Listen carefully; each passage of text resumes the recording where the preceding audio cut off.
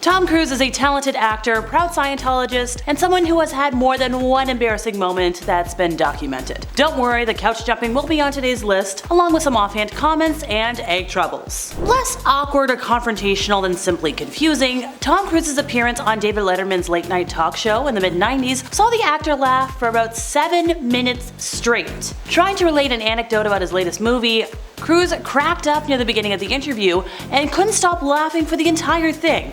Now, luckily for him, everyone around him also saw the funny side, including Letterman himself, who soon joined Cruise in peals of laughter. But the unexplained fit of near hysteria endures as one of Cruise's most peculiar appearances. Oh, almost forgot. The embarrassing part?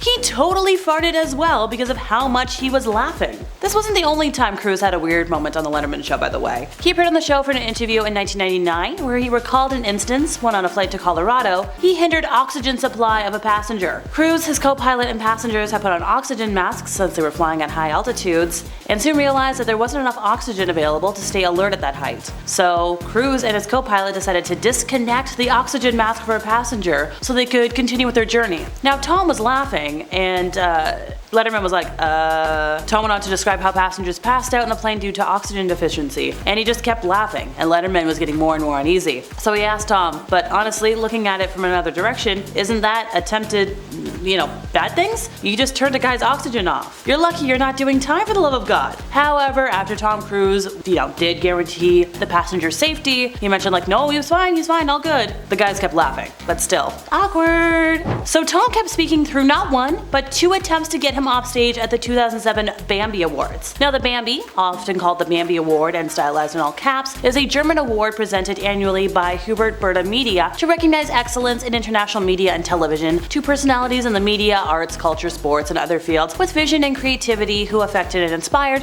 the German public that year, both domestic and foreign. First held in 1948, it's actually the oldest media award in Germany. So Tom attended the 2000 event with his then wife Katie Holmes, and you just gotta shake your head at the fact that it took 2 attempts to get him off the stage. Like when they start playing the music, that's your cue to go before they get the hook. So Tom actually lost his temper during a 60 Minutes interview with Peter Overton in 2005. And yes, it might not be as gassy as his time on Letterman, but it makes for tense and uncomfortable viewing nonetheless. So after Peter pushed Cruise with questions about his first wife, Nicole Kidman, Tom lost patience, saying, "Listen, here's the thing. Peter, you're stepping over a line now, and you know you are.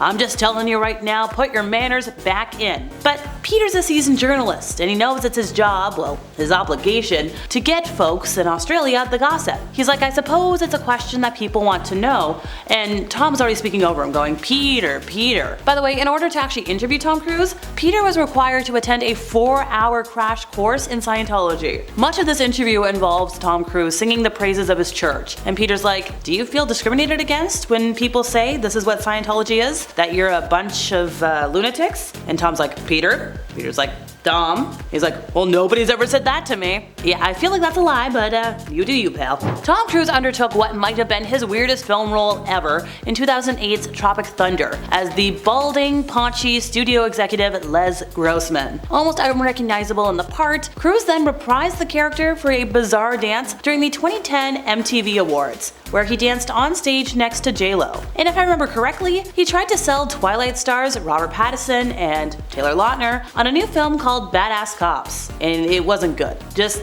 why? So Tom Cruise is one actor who loves doing it all, and he loves doing it by himself. Be it his own stunts in films or driving fast vehicles in real life, he loves just going fast, having a good time, doing the work. And while this has earned him many fans, turns out over the years, he kinda got him in trouble with the luxury car brand Bugatti. As reported, he spent over $1 million to purchase an expensive vehicle from Bugatti back in 2005. And he was so proud of this brand new car that he decided, you know what, I'm gonna take this to the premiere of Mission Impossible 3. But this promotional stunt kinda backfired and got him banned from ever purchasing another car from the brand. So taking the car to the premiere and driving it on the red carpet was a problem? No. Turns out the reason for the company saying, not again, was because he couldn't get the door open. So while fans laughed off the moment, some folks still find it funny, Bugatti was like, nope, that's not it. So as per the site, the Bugatti Veyron came with a 16-cylinder engine and had about 1,001 horsepower. And Tom was like, yeah, Katie and I, we're gonna take this to the red carpet. So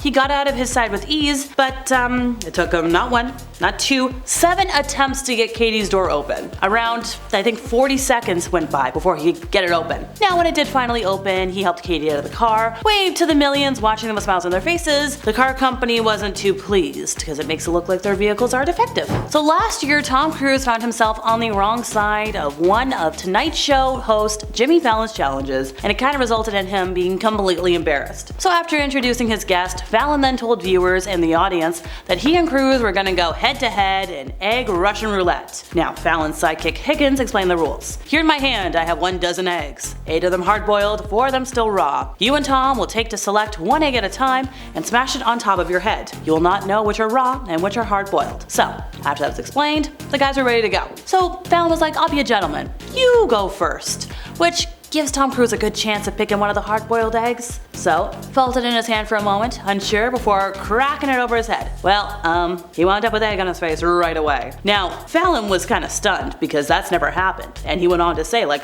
it's never happened. Oh my lord, that's never happened. And he was dying laughing. And Tom was like, I told you, I don't have a good feeling about this man. I thought for sure this was hard-boiled. I was shocked. So next, Fallon's turn to choose. He grabs it, he quotes one of Cruise's most famous lines, I feel the need for speed. Luckily for him, that one was hard-boiled. So, he was thrilled. Tom Cruise was like, okay, next one's not gonna be raw. He's like, this can't be the second one. Now that would be impossible. However, Cruise pulled off what he thought impossible, and the second egg he chose, also raw. Once again, more egg on his face. Ooh, whoopsie daisies. So Heather Locklear was embarrassed when Tom performed the dance from Risky Business on their first date. So they went on this date together back in the 1980s, and Heather was just kind of confused because like they were in a nightclub and all of a sudden just.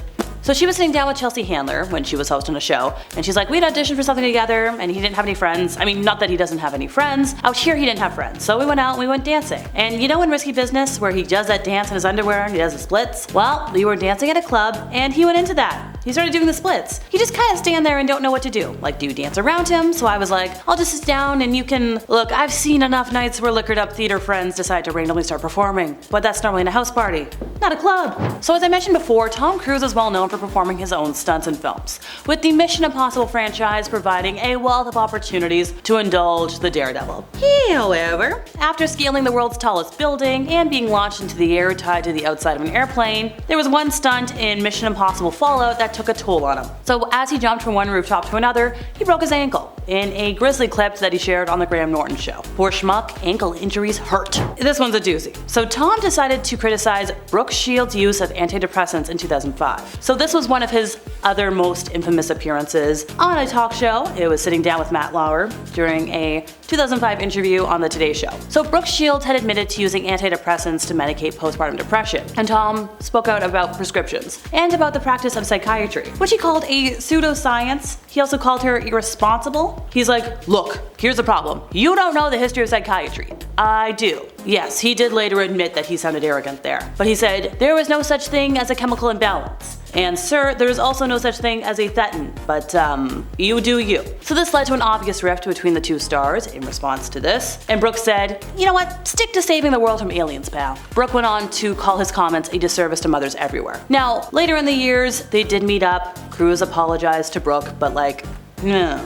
And finally, this is inarguably Cruise's most notorious incident. His 2005 interview on Oprah Winfrey's talk show remains one of the most bizarre public displays of affection ever committed to video. Though he was only appearing on the show to promote his role in Steven Spielberg's War of the Worlds, nobody remembers that. He was declaring his love for Katie Holmes, and then, well, he jumped up and down on Oprah's couch. He would later parody the moment when appearing on The Tonight Show with Jay Leno, but it's just one of the weirdest moments of all time. And that's it for me once again, folks. I've been Alexa, resident emo girly. See y'all next time here beyond the screen.